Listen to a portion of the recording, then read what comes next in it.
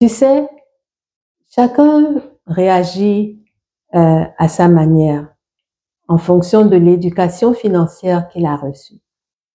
Est-ce que, oui, l'éducation financière, est-ce qu'elle peut te permettre de surmonter tes angoisses après 50 ans quand tu as des ennuis financiers? Oui, elle peut te permettre l'éducation financière. Et ça, ce n'est pas évident parce que on ne nous apprend pas dans la société dans laquelle nous évoluons, ne nous apprend pas, ne nous permet pas d'obtenir cette éducation financière si les parents ne la donnent pas, si les parents eux-mêmes n'ont pas, ne donnent pas, n'ont pas cette éducation-là, parce qu'on ne donne à l'autre que ce qu'on a. Mais quand on n'a pas, comment est-ce qu'on fait? Alors, comment surmonter les angoisses des ennuis financiers? Ben, tout simplement en, en faisant son budget. En faisant un budget pour savoir ce qu'on dépense et ce qu'on gagne. Comment moi, j'ai réussi à surmonter mes angoisses quand j'ai eu ce genre de situation? Il est vrai que ça n'a pas été évident parce que tu te dis qui est-ce qui va pouvoir t'aider? Qui est-ce qui va pouvoir t'aider? Où est-ce que tu vas pouvoir demander de l'aide? En général, les problèmes d'argent là, tu ne vois personne, hein. Quand tu as des problèmes d'argent, les gens, ils te fuient. Ils te fuient. Mais heureusement, il y a des personnes qui arrivent à tendre la main, qui comprennent et qui aident. Comment est-ce que moi j'ai réussi à surmonter mes angoisses? Mais parce que je n'ai pas gardé ça pour moi. C'est vrai, je ne suis pas allée publier partout que j'avais des problèmes financiers. Non, je me suis confiée à quelqu'un de confiance, à une personne que je voyais, qui vivait dans son quotidien et qui arrivait à mener certaines actions. Je me suis toujours posé la question de savoir où elle trouvait le financement pour ça. Et c'est cette personne-là qui m'a aidée, qui a fait un peu mon éducation financière, si je peux dire. J'ai encore appris. Donc, cette personne-là a d'abord commencé par me calmer, m'apaiser, en me donnant des conseils pour me relaxer, en me faisant comprendre que ce n'était pas dramatique, vu ma situation, que ce n'était pas dramatique et que c'était normal de traverser des périodes où on est un petit peu serré financièrement, où on n'est pas sûr de pouvoir payer telle échéance, telle traite, telle charge. C'est normal. Là, j'écoutais une émission ce matin qui parlait justement des personnes qui ont perdu leur source de revenus, leur salaire notamment. Eh ben, j'entendais le père qui parlait et c'était émouvant. Il disait que les enfants ne vont plus à l'école parce qu'on ne peut pas payer la scolarité. Il y a des enfants qui ne mangent plus à midi parce que ils n'ont pas pu payer la cantine. Vous voyez, tu vois, tu vois. Si tu as des soins à payer, tu te demandes comment tu vas faire. Dans certains pays, quand tu vas voir le médecin, si tu n'as pas l'argent, on ne te reçoit pas. Ce qui est bien dans le système ici en Occident, c'est que tu peux aller, ils ont tout un mécanisme qui fait que même quand tu n'as pas d'argent, tu peux toujours te soigner, tu peux toujours te faire soigner. Mais imaginez. Donc, comme je te le dis, cette personne-là m'a apaisée en me donnant des exemples, en me donnant son propre exemple. Et je n'aurais jamais imaginé qu'elle traversait ce genre de situation. Parce qu'à l'extérieur, elle montrait que tout va bien. Et c'est là que j'ai compris que ça ne servait à rien de présenter, de montrer des signes d'affolement et tout ça.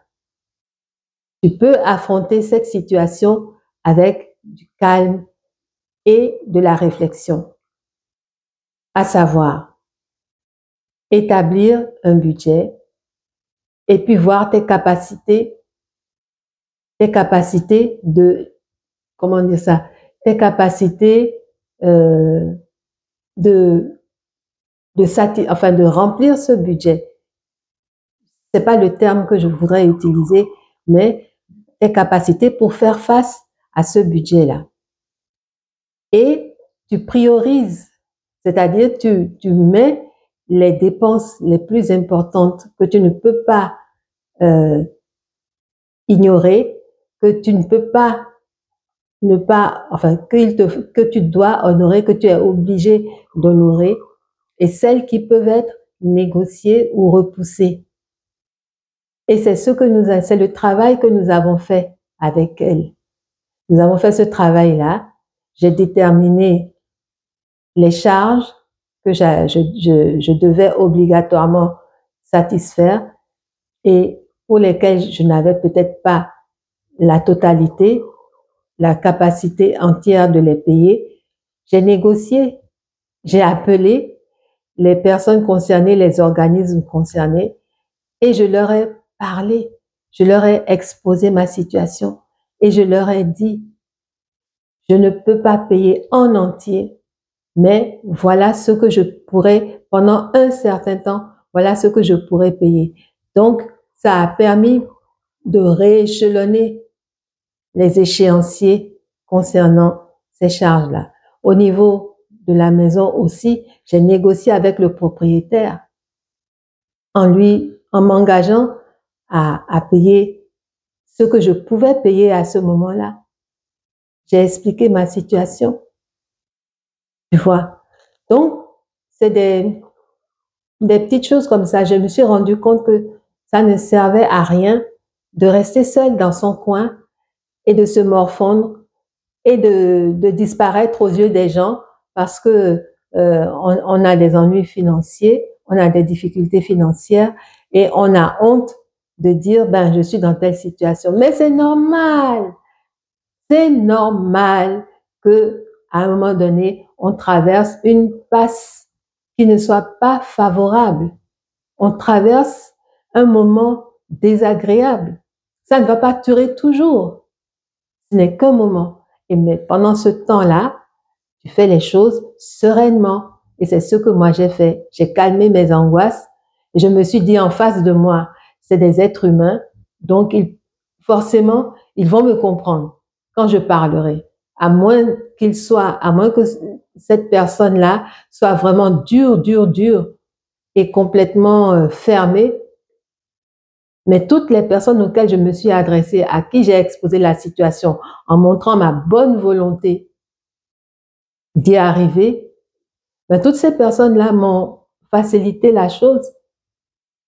Donc, c'est ça. Moi, c'est comme ça que j'ai réussi à surmonter mes angoisses. Maintenant, quand j'entends qu'il y a un petit souci financier ici ou là, moi, je ne m'affole pas.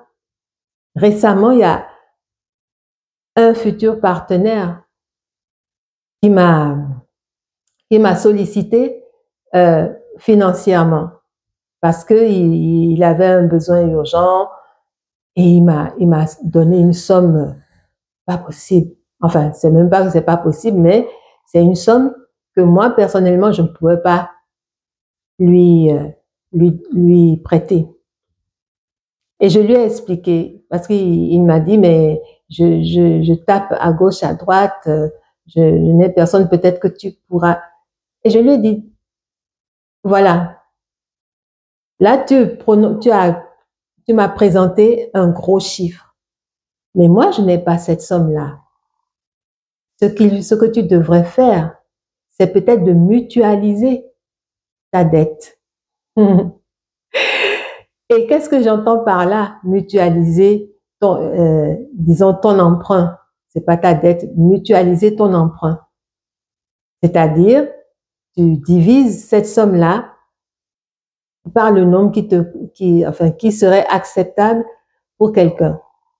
Si tu demandes à quelqu'un de te prêter 1000 euros d'un seul coup, il va te dire, ah, il y en a beaucoup qui vont te dire, ah, j'ai pas cette somme-là.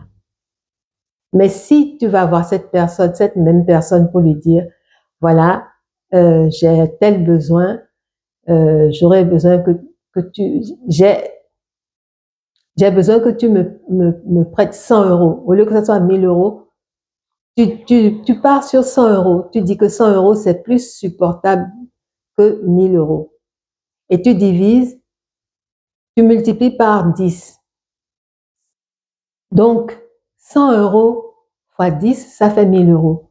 Donc, tu répartis ça sur 10 personnes. Et tu t'engages à rembourser, parce qu'il faut s'engager à rembourser à un certain terme. C'est plus facile pour les personnes de sortir 100 euros que de sortir 1000 euros. Surtout si la personne a la capacité, 100 euros peut-être ne lui dira rien, ne lui pèsera pas. Et elle ne viendra pas te réclamer ça si par exemple tu as un défaut de paiement. Mais quand tu t'engages, il faut respecter ta parole. Il faut respecter ta parole. Donc, c'est le conseil que je lui ai donné à ce jeune homme-là. Et il m'a appelé, je crois, il a mis ça en application. Et 1 heure après, il me rappelait et il me disait qu'il avait réussi à réunir la somme en question en appliquant le conseil que je lui ai, en tout cas l'astuce que je lui ai soufflée. Alors, et toi? Est-ce que tu peux me dire comment tu surmontes tes angoisses financières? J'attends tes commentaires, j'attends tes propositions, tes suggestions, j'attends tes idées, j'attends tes conseils, j'attends tes astuces dans les commentaires.